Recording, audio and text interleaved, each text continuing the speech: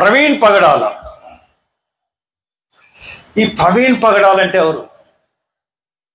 ఎవరి ప్రవీణ్ పగడాల? ఎందుకు ఈ రోజున ప్రపంచం అంతా కూడా ఈ ప్రవీణ్ పగడాల అనేటోడికల్లా ఉలిక్కిపడుతుంది? నిజంగా ఆ రోజున రాజమండ్రిలో ఒక పాస్టర్ గారిని చంపేశారు అని వెళ్తే ఏమంటే వాళ్ళకి పోలీసు వాళ్ళకి చెప్పాను, వాళ్ళకి వీడియోలు కావాలంటే ఇచ్చేసేయండి అని వెళ్ళిపోయాను. ఇంటికి వెళ్ళిన తర్వాత ఆయన మా అబ్బాయి ఒక వీడియో షేర్ చేసి చెప్పాడు, ఈయన తక్కువ మనిషిలా లేడు జాడి, ఈ వీడియో చూడండి అన్నాడు. ఆ వీడియో చూస్తే అబాలిషన్ ఆఫ్ హిందూ యాక్ట్స్ అంటే ఈ యాక్ట్స్ అన్ని ఇంతకుముందు నేను అనుకునేవాడిని, ఇవన్నీ కూడా మనం అనుకుంటున్నాయేమో అని అనుకునేవాడిని, అంటే ఆధారాలు లేవు కానీ అన్ని నిజాలు. ఈ నిజాల్ని బ్రిటిష్ గవర్నమెంట్ వచ్చి రద్దు చేసిందని ఆయన సాక్ష్యాధారాలతో బయట పెట్టిన వీడియో చూసిన తర్వాత ముగ్ధుడిని అయిపోయింది. అప్పుడు అనిపించింది, అప్పుడు వెళ్ళి చూశాను, యాక్సిడెంట్ స్పాట్ చూశాను, ప్రవీణ్ పగడాల మృతదేహాన్ని చూశాను. తప్పకుండా అనిపించింది నాకు, ప్రవీణ్ పగడాలని చంపేశారు. ప్రవీణ్ పగడాలని చంపడానికి గల కారణం ఏంటి? హర్ష్ కుమార్ ఆయన్ని ఎందుకు చంపుతారు? ఆయన్ని చంపితే ఎవరికి ఉపయోగం? ఆయన అడుగుతుంది లోకం అంతా. ఆయన వీడియోలు చూసిన తర్వాత అందరికీ అర్థమవుతుంది ఎందుకు ప్రభుత్వాలు ఉలుక్కుపడుతున్నాయి. నేను 24వ తారీఖున సభ అంటే ప్రభుత్వం కోవిడ్ నిబంధనలు తీసుకొచ్చేసింది. నేను ప్రైవేట్ స్థలంలో పెడితే ఫోర్జరీ డాక్యుమెంట్లు పెట్టానని చెప్పి ఆ సభని హైకోర్టులో అడ్డుకుంది. మళ్ళీ నేను పెడతా. ఎక్కడైతే చనిపోయాడో ప్రవీణ్ పగడాల, అక్కడ ప్రవీణ్ పగడాలకి ఘనమైన నివాళి క్రైస్తవ లోకం తరపున ఇచ్చి తీరాలి మనందరం. అదే ఆయనకి ఇచ్చే గొప్ప నివాళి. ఎందుకు ఇవ్వాలంటే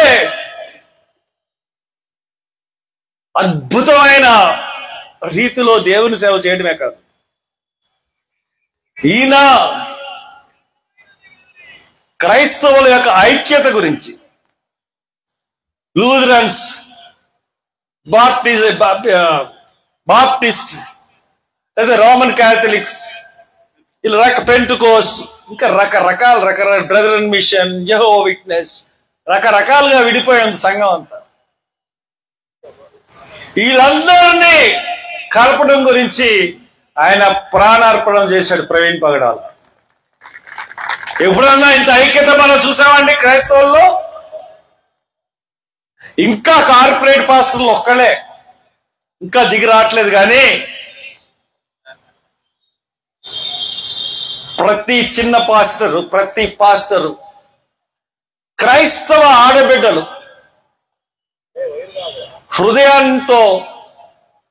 హృదయంలో భారం నింపుకొని ప్రార్థన చేస్తూ ఏడుస్తున్నారు. అంత హృదయాల్ని కదిలించిన వ్యక్తి ప్రవీణ్ పగడాల. నిజంగా ఆయన జన్మ చాలా గొప్ప జన్మ, ధన్యమైన జన్మ. ఎందుకు హతసాక్షి అయ్యాడంటే క్రైస్తవులు క్రీస్తు యొక్క మాటలు, క్రీస్తు యొక్క క్రియలు, జీవన విధానం అన్ని కూడా ఆయన బతుకున్నప్పుడు కన్నా ఇప్పుడు 1000 రెట్లు ప్రాచుర్యం వచ్చినాయి. బహుశా అందుకనే ఆయన హతసాక్షి అయ్యాడు. కానీ ఆయన చనిపోయిన విధానం, ఎందుకు చనిపోయాడు, చంపవలసిన అవసరం ఏంటి అని ప్రశ్నించినప్పుడు చంపవలసిన అవసరం ఉంది. ఎవరికి? ప్రభుత్వాలకి. ఒక కోణంతో, ఒక దృష్టితో, కొన్ని కుయత్తులతో ఒకళ్ళ మీద ఒకళ్ళే ఆధిపత్య ధోరణితో, అధికార దాహంతో అనేక భావజాలాల్ని దేశ ప్రజల్లోకి చొప్పించి అధికారంలోకి రావడానికి ప్రయత్నిస్తున్న కుట్రల్లోని సమర్థవంతంగా ఎదుర్కొన్న వ్యక్తి ప్రవీణ్ పగడాల. అది ఎలాగంటే రకరకాలుగా ఉన్నటువంటి అందరినీ కూడా ఒక త్రాటి మీదకి తీసుకురావడమే కాదు, ఆయన చనిపోయినప్పుడు, యాక్సిడెంట్ లో చనిపోయినప్పుడు, ఆయనది యాక్సిడెంట్ కాదు హత్య అని మనం ఎందుకు దృఢంగా నమ్ముతున్నామంటే 24వ తారీఖు మార్నింగ్ ఆయన దేహం మనకు కనబడితే 25వ తారీఖున ఆయన ఆస్తులను, ఆయన బ్యాంక్ అకౌంట్స్ ని సీజ్ చేశారు. అంతేకాకుండా ఆయన యొక్క కంప్యూటర్ని, ల్యాప్టాప్ని తీసుకెళ్ళిపోయారు, ఐప్యాడ్ని తీసుకెళ్ళిపోయారు. యాక్సిడెంట్ గా చనిపోతే ఇవన్నీ తీసుకెళ్లాల్సిన అవసరం ఏంటి? అవసరం ఏమైనా ఉందో యాక్సిడెంట్ కేసులో? ఈ ఒక్క ఉదాహరణ చాలు ప్రవీణ్ పగడాల్ని హత్య చేశారన్నానికి. ఇతన్ని కానీ మనం మట్టుబట్టకపోతే సుప్రీంకోర్టులో వేసిన పిల్లు ఏ లాయరు ఏ రకంగా వాదిస్తాడో అన్నది ప్రభుత్వం వద్ద సమాచారం ఉంది. ఒక్క ప్రవీణ్ పగడాల ఏం వాదిస్తాడు? ఇతను చరిత్ర ద్వారా ఏం తెలుసుకున్నాడు? ఏమి వాదనకు ప్రిపేర్ అయ్యాడు? ఎలా వాదిస్తాడు? కంపల్సరీగా ఈయన ల్యాప్టాప్ లోనే ఉంటాయి, ఐప్యాడ్ లోనే ఉంటాయి. కాబట్టి ఇతన్ని వాదన లేకుండా చేయాలి, ఇతను వాదించబోయేది ఏంటనేది తెలుసుకోవాలి. అదే ఉద్దేశంతో ప్రవీణ్ పగడాలని మట్టుపెట్టారు. ఎందుకంటే ఆ వాదనలతో దేశాన్నంతటిని, దేశంలోని క్రైస్తవులనే కాదు, ఒక గొప్ప భావంతో, సెక్యులర్ వాదంతో కలిపిన మైనార్టీల్ని, సెక్యులర్ వాదం కలిగిన ప్రతి ఒక్కరిని ఈయన దగ్గరికి చేసేస్తాడు. చాలా ప్రమాదకరమైనటువంటి భాష, ప్రమాదకరమైనటువంటి వాక్యాన్ని పరిచయం చేస్తూ ఉన్నాడు. ఇతను బతుకుంటే మనం ఎవరైనా కూడా సమాధానం లేని పరిస్థితులు ఈ రోజున ఈ దేశంలో వచ్చే పరిస్థితులు ఉన్నాయి అన్న ఉద్దేశంతోనే ప్రవీణ్ పగడాల్ని చంపేశారు. ఎందువల్లంటే ఇవన్నీ కూడా నేను ప్రతిదీ పరిశీలించాను. అన్ని ఏ ఆధారం చూసుకున్నా కానీ అరే అటాప్సీ రిపోర్ట్లోనేమో మద్యం వాసన ఆనవాళ్ళు లేవంటారు, ఫైనల్ కన్క్లూజన్ రిపోర్ట్ లో అరే స్ప్లీన్ కి, కాలేయానికి, వాటికి important organic important body parts అన్నిటికీ కూడా మద్యం, టైల్ ఆల్కహాల్ వాసన సిమ్టమ్స్ ఉన్నాయని చెప్తారు. హెల్మెట్ ఉంది, హెల్మెట్ కి దెబ్బ తాగలేదు, లోన్ తల పగిలిపోయింది. ముఖానికి మాస్క్ ఉంది, మాస్క్ వల్ల ముఖానికి అంతా హెల్మెట్ కూడా కవర్ చేసి ఉంటుంది, ఇక్కడ కరెక్ట్గా గొడ్డలతో నరికేసి ఉంటుంది. అది హత్య కాదట, యాక్సిడెంట్ అంట. ప్రవీణ్ పగడాల పడిపోయిన గొయ్యి ఎంత ఉంటుందో తెలుసు మీకు? ఇక్కడ నుంచి ఒక 2 అడుగులు, 2 అడుగుల కన్నా ఎక్కువ దాంట్లో పడిపోయి చనిపోయాడు. మీకు కావాలంటే అక్కడికి వెళ్ళిన వాళ్ళందరూ చూసారు. ఇవన్నీ పెట్టుకుని ప్రభుత్వం, రాష్ట్ర ప్రభుత్వం, కేంద్ర ప్రభుత్వం అడ్డంగా వాదిస్తూ నోర్లు నొక్కేసి, సమాజంలో ఉన్నటువంటి అందరి నాయకులను నొక్కేసి ఈ రోజున ఈ రకంగా ఈ ప్రభుత్వాలు ప్రవర్తిస్తూ ఉంటే ఖచ్చితంగా ఈ సమాజం అంతా కూడా కలిసి కలిసి కట్టుగా మనం నిలబడి పోరాటం చేయకపోతే మన హక్కులు కోల్పోతాం. గుర్తుంచుకోండి. మొన్న వక్ఫ్ బిల్ పెట్టారు మైనార్టీలను దెబ్బకొట్టడానికి. రేపు క్రైస్తవ ఆస్తులను కాజేయడానికి ఇంకొక బిల్లు పెడతారు. మన యొక్క క్షేమం గురించే ఆయన అసూలు భాషాడు ప్రవీణ్ పగడాల. అది తెలుసుకోండి. ఏ దేవుడు కాపాడాలనుకుంటే ఆయన కాపాడగలడు, ఎవరు ఎన్ని కుట్రలు చేసినా కానీ ఆయన మరణం నీతిమంతుని మరణం జ్ఞాపకం చేసుకున్నట్టు ఆశీర్వాదకరం. ఖచ్చితంగా మనం ఈ రోజున ఆశీర్వాదం చేసుకుని ఊరి వాడ సభలు పెట్టుకుని మనం ఆయన గురించి మాట్లాడుతూ ఈ వాక్య పరిచర్య చేసుకుంటూ ఈ రోజున ప్రజల్లో మార్పు తీసుకురావాలని మనం ప్రయత్నిస్తూ ఉన్నామంటే అదే గొప్ప మార్పుకు నాకు సంకేతం. మొన్న మీటింగ్ పెడతానంటే ఈస్ట్ వెస్ట్ గోదావరిలో ప్రతి చర్చికి పోలీసులు వెళ్ళారు. అక్కడ పిసిసి మెంబర్లు కానించి అక్కడ పెద్దల్ని క్రైస్తవ యువకుల్ని అందరినీ ఆఫ్ చేశారు. వాళ్ళందరికీ వార్నింగ్లు ఇచ్చారు. ఎవరన్నా వస్తే తప్పకుండా మీ అందరికీ ఫైన్లు వేస్తాం, మీ అందరికీ మీద కేసులు పెడతాం అని బెదిరించారు. నాగా 16 మంది కమిటీని వేస్తే 16 మందిలో ఒకరికి గుండెపోటు వచ్చేసింది, ఒకరికి జ్వరాలు వచ్చేసింది, ఒకరికి నాన్నమ్మ చనిపోయింది, ఒకరికి అమ్మమ్మ చనిపోయింది. 16 మంది పరాపర ఎవ్వరు కనపడదు. అంటే నన్ను ఒక్కడిని ఏం చేయలేరు కాబట్టి నా యొక్క బలాన్ని దెబ్బ కొట్టాలనుకుంటే ప్రజలే రావాలం, సంఘమే రావాలం, శక్తులు రోజులే రావాలం. ఖచ్చితంగా ఆ రోజున ఆ మీటింగ్ పెట్టుకుంటే మన యొక్క దొమ్మేంటో ప్రభుత్వం చూసేది. ఈ రోజున ఐతానగర్ వెళ్ళాను నేను తెనాలి. ఈ సభకు వచ్చి ముందు అరే పశువుల కన్నా హీనంగా మనుషులు చేసే పనేనా? ఆ వీడియోలో మీరు చూడలేకపోతే ఒకసారి చూడండి.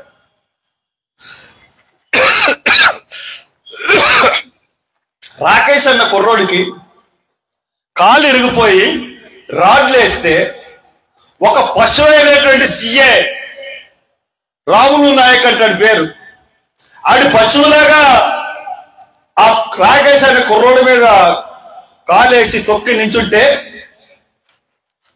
ఇంకొక సిఐ రమేష్ అంట 1 టన్ 2 టన్ అతను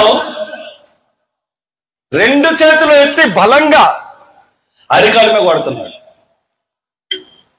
అంటే కాలు రాడ్ ఇరిగిపోయింది చెప్తున్నాడు ఆ కుర్రోడు. అబ్బే అలాగా ఒక ముస్లిం యువకుడిని ఇంకో క్రైస్తవ యువకుడిని జాన్ విక్టర్ను రాకేష్ ఇంకొకడు బాబులాల్. ఏంటంటే చేసిన నేరం ఏంటంటే రకరకాల వార్తలు వచ్చినాయి. ఫస్ట్ నేను చేసినప్పుడు ఒక రౌడీ షీటర్ కలిసి దాడి చేశారు పోలీసులు వెళ్తే అని వచ్చింది. తీరా అక్కడికి వెళ్ళిన తర్వాత నేను తెలుసుకున్నదంటే రౌడీ షీటర్లో కాదు, వాళ్ళు చక్కగా ఉంటున్నారు. ఒక బర్త్డే పార్టీ చేసుకుంటుంటే ఒక కానిస్టేబుల్ వెళ్ళి మామూలు అడిగాడు. అతని పేరు చిరంజీవి. ఆ ఎస్పీకి ఎంత బుద్ధి లేదంటే ఐపీఎస్ ఎలా చదివాడో నాకు అర్థం అవ్వలేదు. ఆ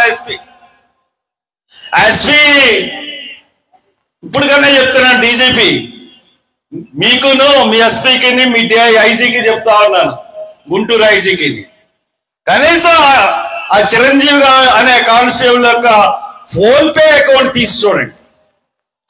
మీ పోలీసులు గంజాయిని వ్యాపారంగా చేస్తూ రోజు వసూళ్లు చేపట్టే కార్యక్రమంలో ఆ కుర్రోళ్ళు దగ్గరికి వెళ్ళి డబ్బులు ఇవ్వలేదు రౌడీ మామూలని, పోలీసులు రౌడీ మామూలు ఇవ్వలేదని తీసుకొచ్చి కొట్టిన. అది అంటే అందరికీ ఇలా కొడతారా మేము రౌడీ మామూలు ఇవ్వకపోతే? మనం సినిమాలో చూస్తూ ఉంటాం, రౌడీ మామూలు ఇవ్వకపోతే ధ్వంసం చేస్తారు. ఆ సీను పోలీసులు చూపించారు తెనాలిలో. ఇంకొక విషయం ఏంటంటే, దానికి వెనకైన బలమైన కారణం ఏంటంటే, పెమ్మసాని చంద్రశేఖర్ అని మీకు తెలుసు కదా, ఎంపీ అండ్ మినిస్టర్ అని కూడా, central minister. And Nadendla Manohar స్థానిక ఎమ్మెల్యే. వీళ్ళిద్దరు అభిష్టానికి వ్యతిరేకంగా అక్కడ సెంట్రల్లో అంబేద్కర్ బొమ్మ పెట్టారు వాళ్ళు. ఎటువంటి పరిస్థితుల్లో అంబేద్కర్ బొమ్మని తీసివేయాలని చెప్పి ఈ మినిస్టరు ఆ సెంట్రల్ మినిస్టర్ కలిసి ప్రయత్నించిన వాళ్ళ యొక్క శక్తితో దాన్ని మార్చేసి అంబేద్కర్ విగ్రహాన్ని ఆ సెంటర్ ని మార్చకుండా కాపాడుకున్నారు అక్కడ ఐతానగర్ ప్రజలు. అది మనసులో పెట్టుకుని ఇక్కడే కాదు, గుంటూరులోనే కాదు, తెనాలిలోనే కాదు, రాజమండ్రిలోనే కాదు, ప్రతి చోట చంద్రబాబు నాయుడు ప్రభుత్వం దళితుల్ని, ముఖ్యంగా మైనారిటీల్ని, ముస్లిం అవ్వచ్చు, క్రిస్టియన్ అవ్వచ్చు, మీ మైనారిటీల్ని దారుణంగా టార్గెట్ చేసి దారుణంగా కొట్టించే పరిస్థితి కనపడుతూ ఉంది. దీన్ని ఇంకో పార్టీ ఏదైనా వచ్చి ఖండిస్తుందంటే ఒక్క నాయకుడు, ఏ పార్టీ నాయకుడు కూడా ముందుకు రాని పరిస్థితి. ఈ పరిస్థితిలో మనం ఉన్నాం. ఇక ముందు ఎలా ఉండాలో నిర్ణయించుకోవాల్సిన విషయం మీదే. పార్టీలకు ఊడిగాలు చేస్తూ ఉంటే మన పరిస్థితి ఏ రకంగా ఉందో ఒకసారి ఆలోచించండి. ఈ గుంటూరు సెంట్రల్ లో ఈ రోజు మీటింగ్కి వెళ్ళకూడదని చెప్పి ఎంతో మందికి వార్నింగ్లు ఇచ్చుంటారో ఆర్గనైజర్స్ తెలీదు. ప్రతి ఒక్కరిని కూడా ఆఫ్ చేయడానికి ప్రయత్నిస్తారు. గవర్నమెంట్ తీరు అలాగ ఉంది. కాబట్టి ఇటువంటి పరిస్థితుల్లో మళ్ళీ ప్రవీణ్ పగడాల విషయంలో హైకోర్టు తీర్పు 4వ తారీఖున ఉంది. ఆ 4వ తారీఖున రాజమండ్రి మీటింగ్ డిసైడ్ అవుతుంది. అప్పుడు మీరు అందరూ కూడా రండి. మళ్ళీ ఘనమైన నివాళి ప్రవీణ్ పగడాలకి అర్పిద్దామని వేడుకుంటూ మీ అందరికీ, అలాగే ఈ మీటింగ్ ఏర్పాటు చేసిన మల్లెలే బుచ్చిరాజుకి ప్రత్యేకమైన వందనాలు. టీం అందరికి ఒక వాట్సాప్ గ్రూప్ పెట్టి ప్రతి విషయం కూడా తెలియజేస్తూ చాలా ఇబ్బందులు పడ్డారు. అయినా కానీ సక్సెస్ గా మీటింగ్ జరిపించినందుకు అందరికీ కృతజ్ఞతలు తెలియజేస్తూ సెలవు తీసుకుంటాను. జై హింద్.